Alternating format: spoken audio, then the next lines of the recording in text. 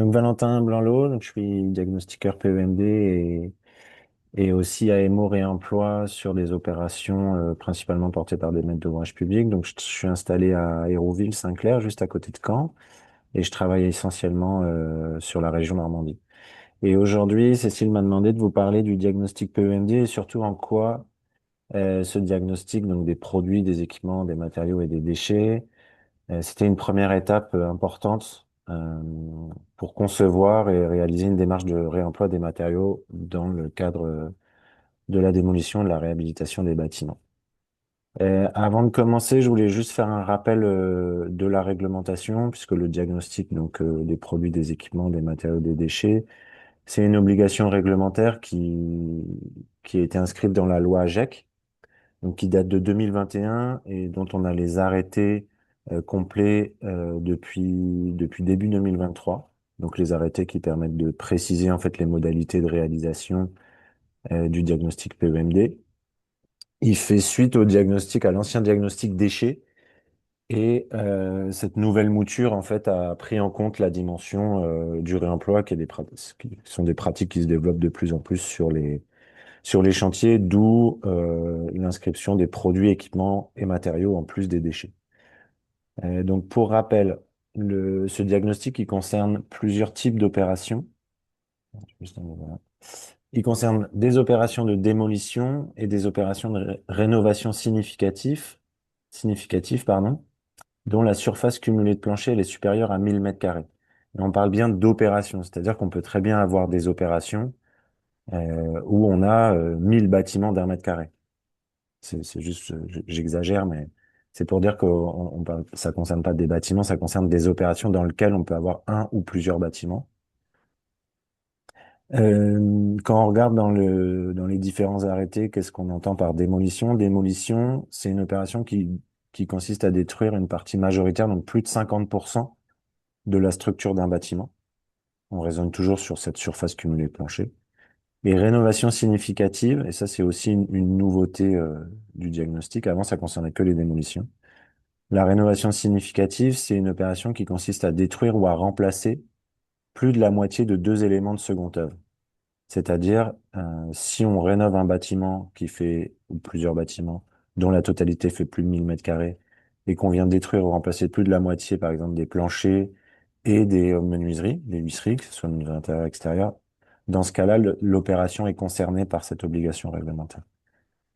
Et il y a un autre cas de figure, ça concerne aussi les opérations dont au moins un bâtiment a accueilli une activité donc, qui peut être agricole, industrielle ou commerciale, et qui a été le siège de l'utilisation d'un stockage, d'une fabrication ou d'une distribution d'une ou plusieurs substances classées comme dangereuses. Là, on n'a pas de limite de surface, c'est-à-dire que, je sais pas, je prends par exemple un garage automobile qui fait, j'allais dire au sol, 200 mètres carrés. C'est une activité commerciale qui a utilisé, stocké, voire distribué des substances classées comme dangereuses, du point de vue de la réglementation européenne. Et dans ce cas-là, si on est dans une démolition, rénovation pardon, de ce bâtiment, on doit faire le diagnostic PMI. Voilà, ça c'est pour la partie réglementaire. N'hésitez pas, on est peu nombreux ce matin, donc si vous avez des questions, n'hésitez pas à les poser directement. On n'est pas obligé d'attendre la fin de la présentation. Voilà pour le périmètre. Alors, l'objectif du diagnostic PEMD, on va dire, il est double. La première chose, c'est d'estimer les quantités de déchets qui vont être à gérer dans le cadre d'un chantier de démolition ou de rénovation. Et cette quantité de déchets, on doit l'estimer à la fois par typologie, c'est-à-dire de quel type de déchets on parle. Est-ce que ce sont des déchets inertes, des déchets de bois, des déchets métalliques, des déchets de laine de verre, des déchets d'amiante, des déchets issus du démantèlement des menuiseries vitrées, des déchets électriques, électroniques, du plastique. On pourrait rajouter le plâtre. Euh, voilà, donc ça c'est un premier objectif, d'estimer la quantité de déchets par typologie de déchets. Donc, ce qui permet déjà d'avoir un aperçu en fait des différents sujets qui seront à traiter et notamment des installations de chantier qu'il faudra prévoir. L'objectif aussi, c'est d'estimer cette quantité de déchets par mode de valorisation, c'est-à-dire quels sont les déchets qui pourraient être réemployés, euh, réutiliser, recycler, valoriser du point de vue de la matière, donc souvent on parle de remblaiement, valoriser d'un point de vue énergétique, donc là c'est plutôt de l'incinération, ou malheureusement, faute de filière ou faute de filière de valorisation, des déchets qui devront être enfouis. C'est aussi le cas des déchets dangereux. Voilà, et cette quantité de déchets aussi, on doit la répartir par filière de traitement qui sont situées à proximité du chantier. Donc là, je vous ai juste mis un petit aperçu cartographique. Mais par exemple, pour un chantier situé à Alençon, on est censé indiquer les différentes filières de traitement qui sont disponibles, les différents exutoires qui sont disponibles à proximité du chantier et selon les différents modes de valorisation qui sont représentés là sur cette pyramide inversée, qui correspond à la hiérarchie des modes de traitement. Et donc, ça, c'est pareil, c'est un élément réglementaire, c'est-à-dire que par rapport à cette quantité de déchets, on doit s'interroger quels sont les déchets qui sont réemployables, si on ne peut pas les réemployer, réutilisables, etc., jusqu'à l'enfouissement s'il n'y a pas d'autre solution. Le deuxième objectif du diagnostic PEMD, ça va être d'évaluer, et ça c'est une des principales nouveautés de ce diagnostic, c'est d'évaluer le potentiel de réemploi des différents produits, équipements et matériaux qui sont amenés à être détruits ou déposés dans le cadre du chantier de démolition et de réhabilitation. Qu'est-ce que ça veut dire? Ça veut dire déjà d'identifier la nature, la quantité, la qualité, donc l'état de conservation des différents matériaux, équipements qui peuvent être réemployés, donc qui sont présents dans le bâtiment. Donc ça nécessite une attention un peu plus poussée que si on le considère uniquement comme du déchet. Ça veut dire quoi? Ça veut dire prendre des dimensions précises, évaluer l'état de conservation, essayer de retrouver les informations sur l'historique de ces produits, c'est-à-dire quand est-ce qu'ils ont été installés, quand est-ce qu'ils ont été mis en œuvre, est-ce qu'ils ont été, est-ce qu'ils ils ont déjà subi des opérations de maintenance, par exemple, etc. Le diagnostic aussi, par rapport au réemploi, il doit vous informer sur les possibilités de réemploi qui peuvent exister sur site ou hors site. Donc, par exemple, quand on est dans le cas d'une démolition-reconstruction, en fonction du programme de reconstruction, on peut flécher des matériaux présents dans les bâtiments à démolir qui pourront être réemployés dans le cadre de la reconstruction. C'est le cas aussi dans une réhabilitation. Si on fait une réhabilitation d'un bâtiment, en fonction du programme et de l'usage qui est visé suite à la réhabilitation, il y a des éléments, des matériaux, des équipements qui peuvent très bien être réemployés directement sur le site.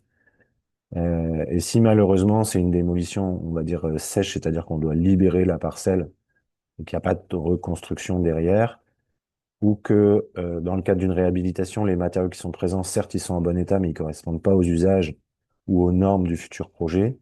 Dans ce cas-là, on doit indiquer des filières de réemploi, mais hors site. Hors site, ça peut être au sein même du patrimoine immobilier du maître d'ouvrage qui a, qui a fait réaliser ce diagnostic PEMD, ou par l'intermédiaire de filières de réemploi qui peuvent être locales ou voire nationales. Le diagnostic PEMD, il doit aussi vous renseigner sur les précautions à prendre en termes de dépose, de conditionnement, de stockage, de transport, mais également de reconditionnement qu'il faudra mettre en œuvre pour pouvoir réemployer ces matériaux et ces équipements. Donc ça, c'est une nouveauté qui est importante et on comprend bien aussi que c'est un travail supplémentaire par rapport à l'évaluation uniquement des quantités, des typologies de déchets. Sachant que l'objectif, c'est bien de réemployer, de réutiliser ces, ces différents équipements ou matériaux. Généralement, dans un diagnostic PEMD, en termes de livrables, vous allez avoir un inventaire exhaustif des différents déchets, comme je vous l'ai montré tout à l'heure, par typologie, par mode de valorisation, par filière. Et sur le volet réemploi, souvent on parle soit de fiches réemploi, soit d'inventaire réemploi ou inventaire ressources. Concrètement, ça veut dire quoi? Ça veut dire qu'on a pour chaque équipement, chaque matériau identifié comme potentiellement réemployable, vous allez avoir des photos, vous allez avoir une description technique des dimensions, des matériaux qui composent cet équipement, par exemple. un poids, une surface concernée, un nombre d'unités en fonction, voilà, si je prends par exemple le cas des équipements sanitaires, ça va plutôt être des unités, des revêtements de sol, on va plutôt être en surface, et les précautions de dépose qui sont des éléments voilà, textuels pour, et pour chaque matériau. Ce qui est intéressant aussi dans un diagnostic PEMD, c'est de commencer à prioriser les différents sujets. C'est-à-dire que potentiellement, on peut avoir plein de ressources qui sont réemployables, mais c'est intéressant de savoir quelles sont les ressources qui vont avoir le plus d'impact en termes de réemploi. Donc là, dans l'exemple que je vous montre, on voit que l'effort de réemploi, il est principalement sur trois éléments. Parce que sur ces trois éléments, on couvre 40, 50, 60, quasiment 65% du sujet de réemploi. Donc ça, c'est intéressant parce que derrière, ça va permettre bah, de faire des choix par rapport au projet et de se concentrer uniquement sur certaines ressources. Pas forcément gérer l'entièreté du sujet et notamment par rapport à ses quantités, par rapport à l'impact, mais aussi par rapport à l'économie du projet. Le diagnostic PEMD il doit être réalisé par des professionnels. Alors, quand on regarde les différents arrêtés, ce qui est bien précisé, c'est que le diagnostiqueur PEMD, il doit pas être en lien avec des entreprises qui sont susceptibles de réaliser les travaux ou avec des exutoires. Ça, c'est un élément important. Il doit être complètement indépendant de ces structures pour pouvoir faire son analyse en toute impartialité. Il doit présenter des garanties de compétences, donc que les maîtres d'ouvrage peuvent évaluer sur la base de CV ou de qualifications, de documents de référence. Et ces compétences, elles sont relativement larges, mais c'est bien évidemment dans la gestion des déchets, dans la technique du bâtiment ou l'économie de la construction. Et un diagnostiqueur PEMD il doit aussi avoir un contrat d'assurance dont la garantie, elle peut pas être inférieure à 300 000 euros par sinistre et à 500 000 euros par an. Donc ça, c'est des éléments qui vous permettent de recruter les diagnostiqueurs PEMD en vérifiant leurs compétences et aussi surtout leur niveau d'assurance. Toutes ces informations que vous livre le diagnostiqueur PEMD, vous en tant que maître d'ouvrage, vous devez les publier sur une plateforme qui est gérée par le CSTB, donc le Scientifique et Technique du Bâtiment, qui vous incite en fait à déposer un formulaire à remplir un formulaire CERFA, pardon, à partir des informations du diagnostic. Donc, le formulaire CERFA, il doit être fait au moment du diagnostic et il doit être fait ensuite à la fin du chantier sur la base voilà, des bordereaux de suivi de déchets ou des, des, éventuellement la vente des matériaux.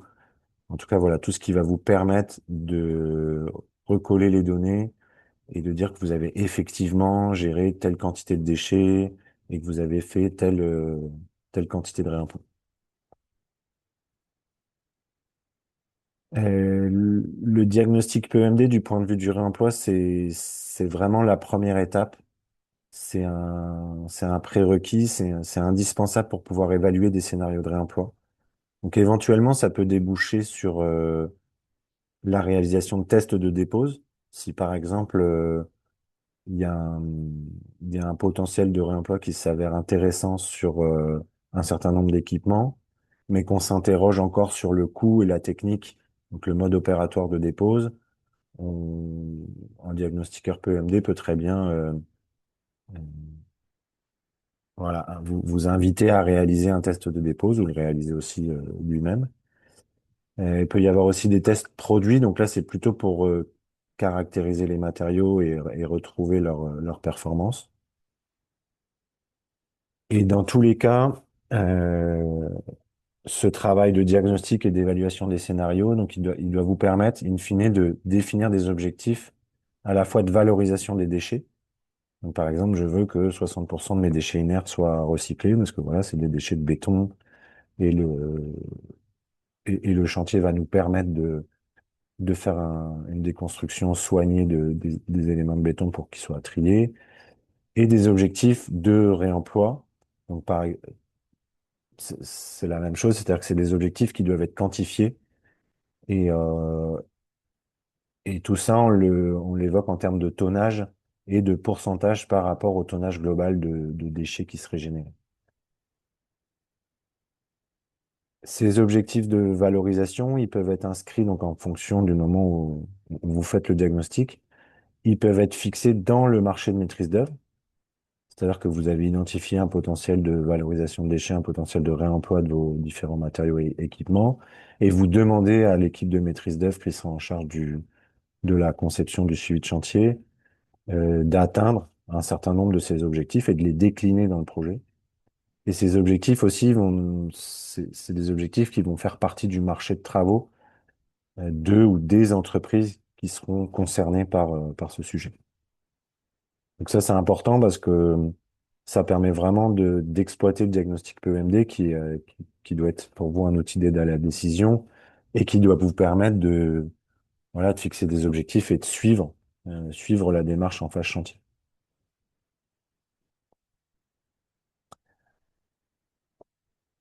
Le, pardon, quelques préconisations supplémentaires. Vous voyez, le diagnostic PEMD, c'est ce que je disais en introduction, il concerne qu'un certain nombre finalement d'opérations, puisqu'il y a cette il y a cette limite de surface.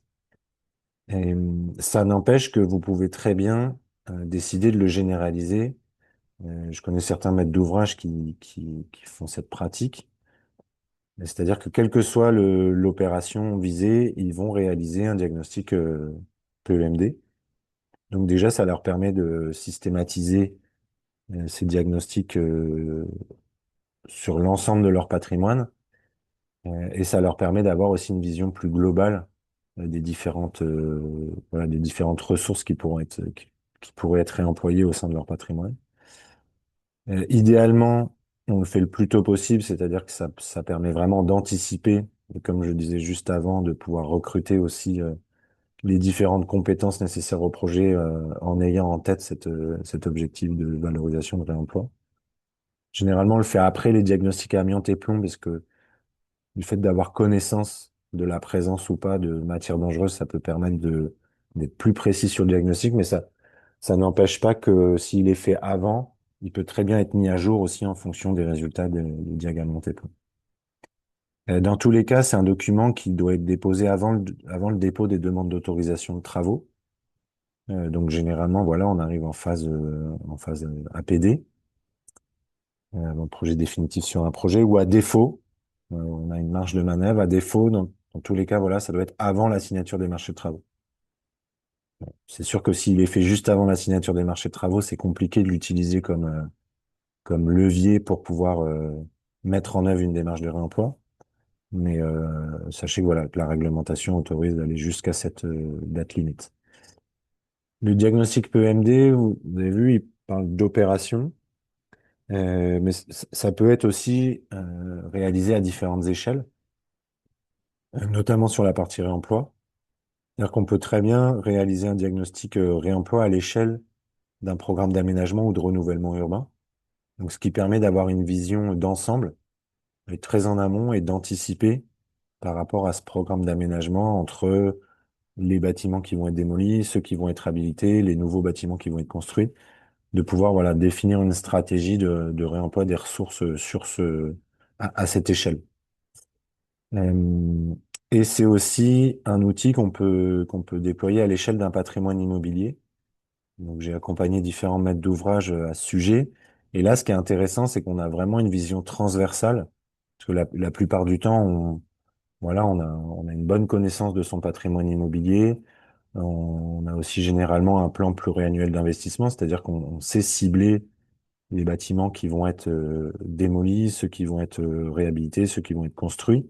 Et en ayant cette vision d'ensemble, on peut aussi définir une stratégie de réemploi à l'échelle de son patrimoine. Comme, je sais pas, comment gérer son parc informatique ou son parc de voitures professionnelles, on pourrait imaginer gérer ses ressources matérielles, donc ses équipements, ses matériaux de construction à l'échelle de son patrimoine.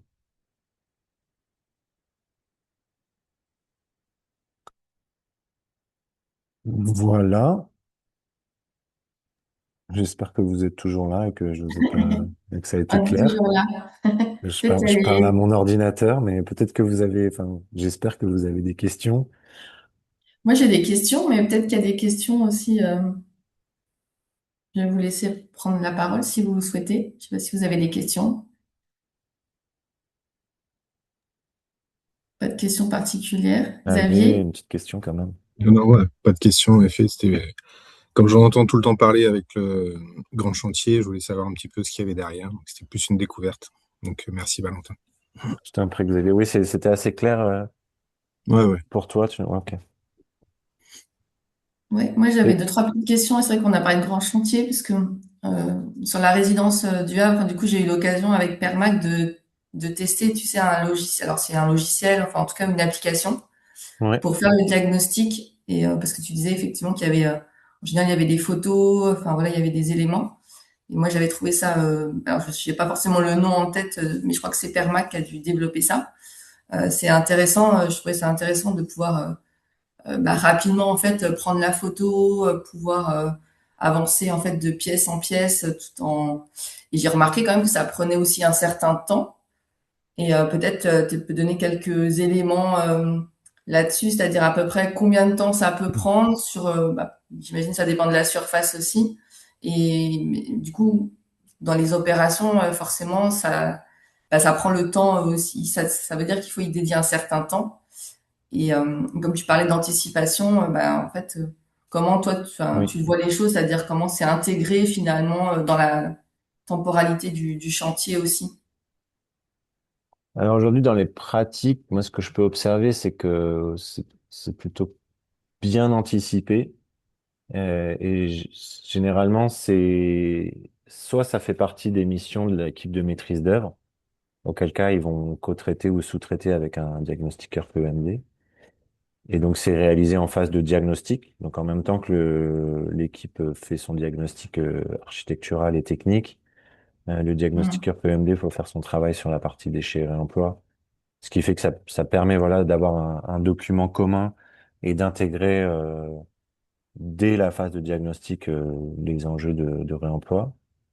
Ou sinon, c'est fait par un diagnostiqueur qui est directement qui contracte directement avec la maîtrise d'ouvrage. Et là, la date limite, j'allais dire, c'est l'APD parce que après on l'exploite pas en fait. Enfin, on n'a pas les moyens de l'exploiter. Et ça restera un document juste réglementaire.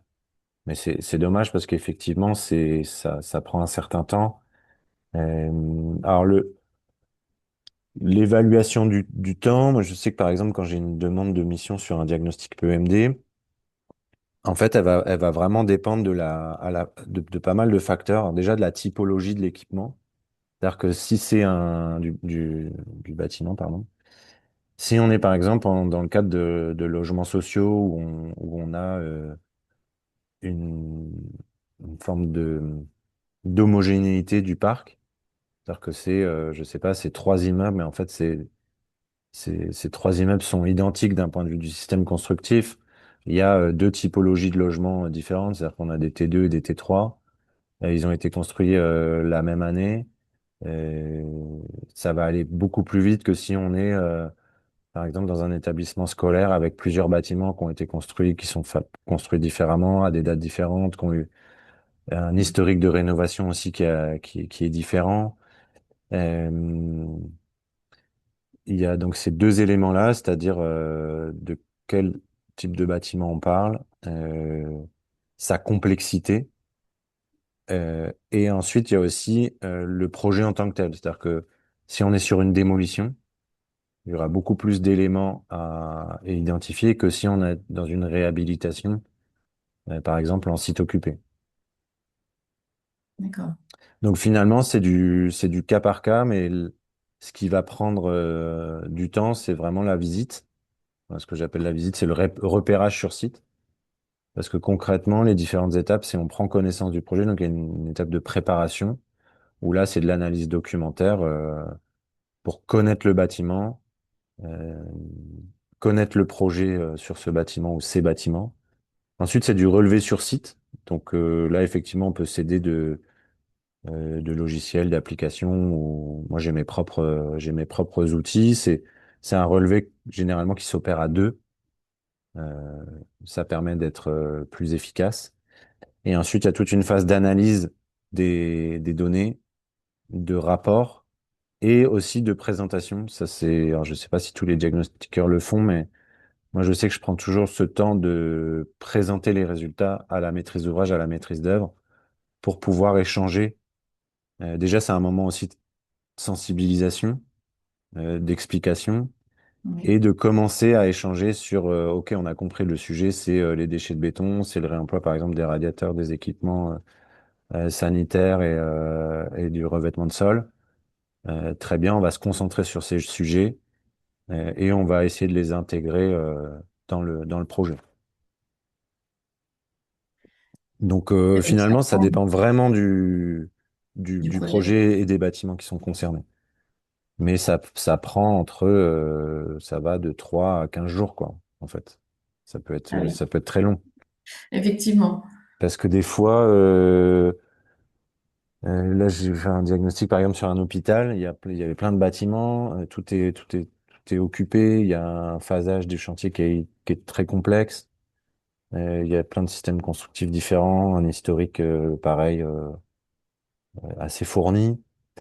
Euh, Et à l'inverse, je vais pouvoir faire un diagnostic sur 700 logements collectifs, mais en fait, ils sont quasiment tous pareils, les logements. Donc, Mm. on pourrait penser qu'on va y passer plus de temps, mais c'est pas forcément le cas. Et parce que tu as les mêmes équipements et un Voilà, peu t'as partout, quoi. c'est très répétitif. Même si pour le réemploi, alors pour les déchets, ça va très vite dans ce cas-là. Pour le réemploi, ça, faut quand même passer dans pas mal de logements parce qu'on peut avoir des logements en fait qui ont été rénovés au moment du changement de locataire, mais on n'a pas forcément l'historique dans les documents ou dans la base de données du maître d'ouvrage. Donc là, on va pas y passer notre vie et du coup pas être retenu parce qu'on va être trop cher. Faut échantillonner quoi. Faut se dire bon, bah, on va prendre 20% des logements, on va faire au moins un logement par typologie, par cage d'escalier par exemple. Ah, voilà, Mm. ça c'est une méthodologie aussi à affiner par rapport aux objectifs du maître d'ouvrage, à la typologie de bâtiment et au programme travaux. Et ce qui est important aussi, c'est que c'est un document qui vit, c'est-à-dire que le diagnostic, on va le faire. En tout cas, moi, je sais que j'aime bien travailler comme ça, c'est-à-dire que une première approche euh, qui est assez précise, mais en même temps, notamment pour le réemploi, ça sert à rien de passer partout dans un premier temps, parce que si le maître d'ouvrage finalement il veut pas faire de réemploi, bah en fait, on va tous perdre notre temps. C'est-à-dire que une fois qu'on a livré une première version du diagnostic, c'est intéressant de faire une mise à jour aussi en fonction des choix du maître d'ouvrage, en fonction aussi, parce que ça arrive souvent, de l'évolution du programme travaux. Alors qu'on imaginait, par exemple, faire un curage total des éléments de second œuvre, et puis finalement, on s'aperçoit que on va conserver un certain nombre d'équipements, on va pas toucher à la couverture. Finalement, ce bout de bâtiment, ben, on va pas le démolir. Et puis en fait, on a eu un diagnostic amiante qui a été fait, donc faut intégrer ces résultats-là. Enfin, voilà, c'est un document qui doit aussi suivre le projet et vivre avec le projet. Moi, j'avais deux questions. Parce que tu en parlais un peu, on peut avoir des notions de coût quand c'est une prestation toute seule, par exemple. Et après, la deuxième question, c'était comment aujourd'hui ça a évolué pour être en interfaçage avec le BIM, par exemple. Alors, la question du coût, alors ça, il y a pas mal d'éléments, mais généralement, c'est enfin, ce qu'on trouve un peu dans ce qu'on peut trouver dans les différentes analyses du marché, c'est que si on raisonne basiquement par rapport au mètre carré qu'il faut traiter, on va trouver des prix qui sont entre 2 et 3 euros du mètre carré. Mais finalement, ça suffit pas parce que, comme je vous le disais, hein, si on a 10 000 mètres carrés de plancher, mais qu'en fait, les bâtiments, ils sont très homogènes, on va y passer beaucoup moins de temps qu'un bâtiment qui fait 500 mètres carrés, mais qui est très complexe. Donc, les notions de coût, enfin, faut chiffrer le diag par rapport, comme je vous le disais, à la typologie du bâtiment, aux objectifs et au programme travaux. Mais si vous voulez avoir un ordre de grandeur, souvent c'est entre 2 et 3 euros du mètre carré. Mais ça peut être beaucoup moins si c'est très homogène. Et par rapport au BIM, alors le Peut-être tu BIM, peux expliquer ce que c'est alors rapidement le pour tout le BIM, monde.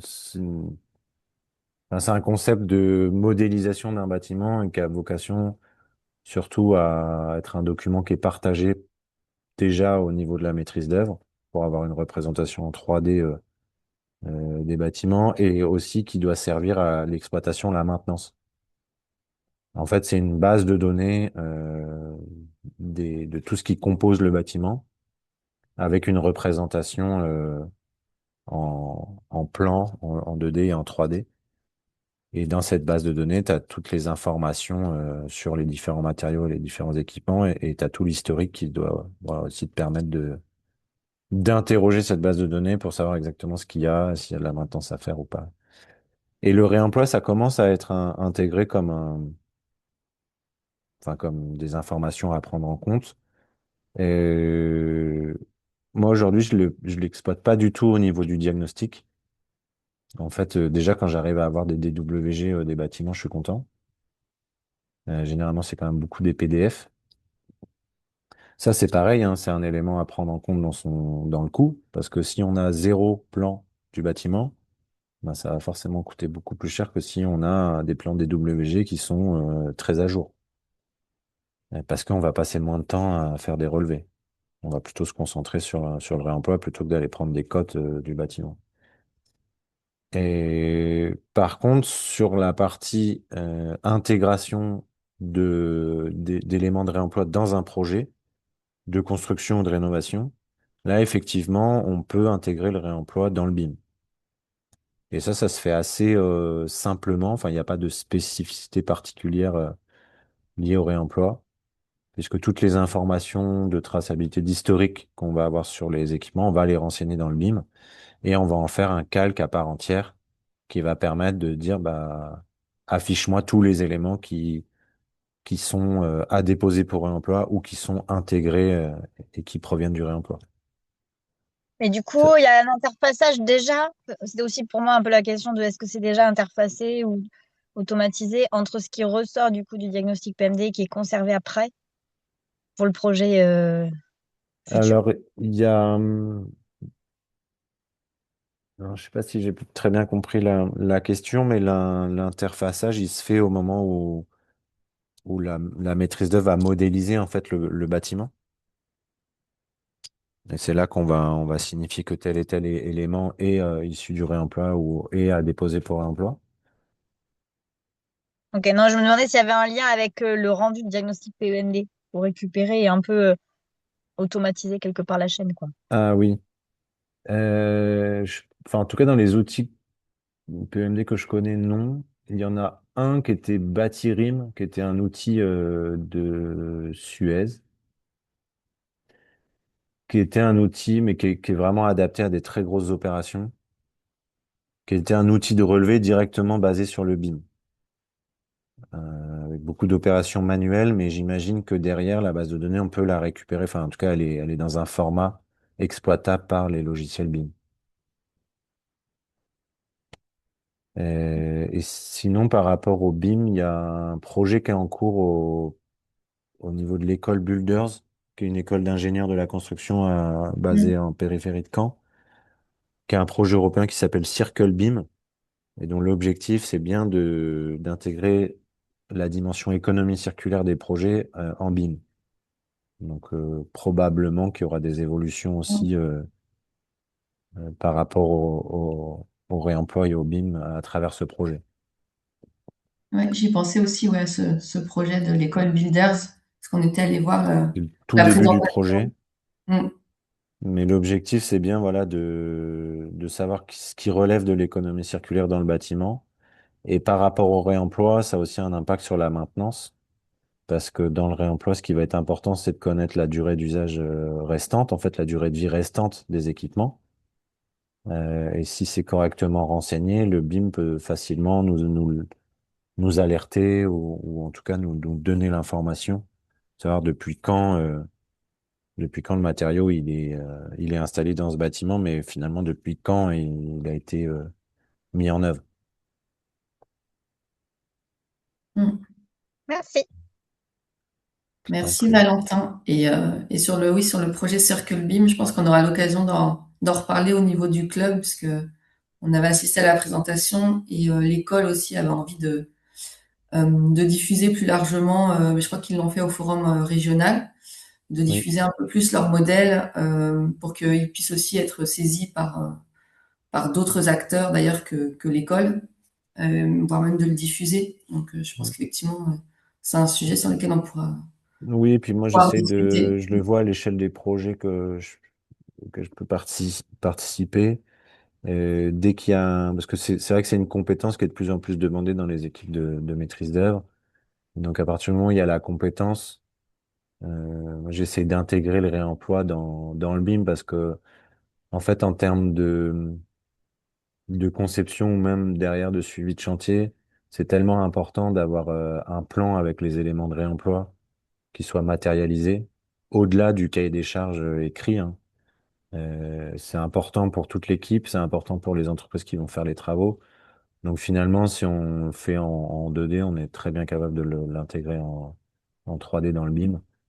Donc moi, je vois que ça pose pas de difficultés particulières et que les informations, alors qui peuvent être, enfin qui sont la plupart du temps dans un fichier Excel et qui sortent du PEMD, sont en fait facilement intégrées par là où les personnes en charge du BIM. Aujourd'hui, j'ai pas eu de difficultés par rapport à la reprise des informations. Mm. Euh, mais voilà, à suivre aussi, parce que souvent c'est nouveau quand même pour les personnes avec qui je travaille, mais techniquement, ça leur pose pas de difficultés. Super. Et puis Eh c'est ben, génial parce merci. qu'en réunion de chantier, on peut naviguer dans le bâtiment et se dire, ah bah là, c'est un radiateur de réemploi, ah bah là, il y a une porte de réemploi. C'est bien, ça fait plaisir. Bon, bah, merci Valentin. Je pense qu'on Bah, a fait un merci à petit peu vous. le tour des questions et puis en général, voilà, on essaie de vous libérer pas trop tard non plus.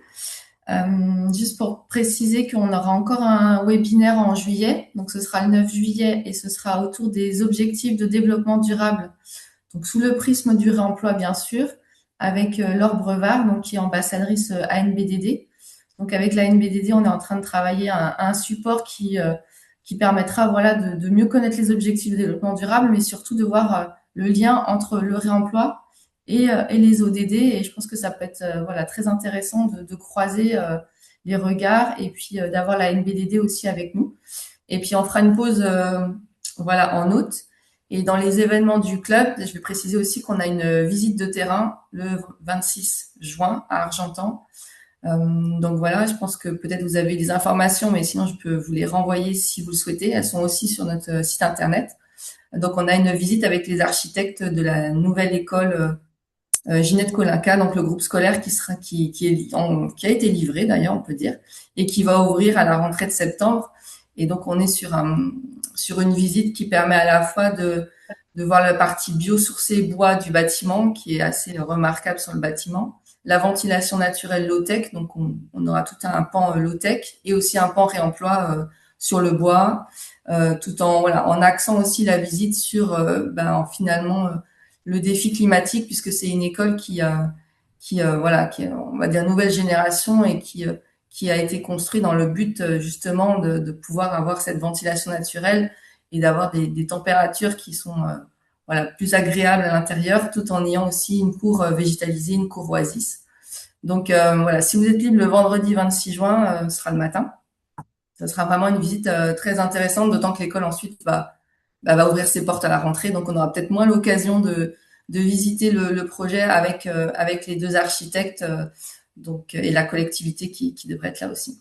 Voilà, pour les infos du club. Super, merci Cécile. Et ben, avec plaisir. Je vous souhaite une bonne journée. Merci d'être Bonne venu. journée à vous. Bonne Et puis à journée. bientôt. Oui, à bientôt. Oh, bonne journée. Merci, au revoir. Au revoir.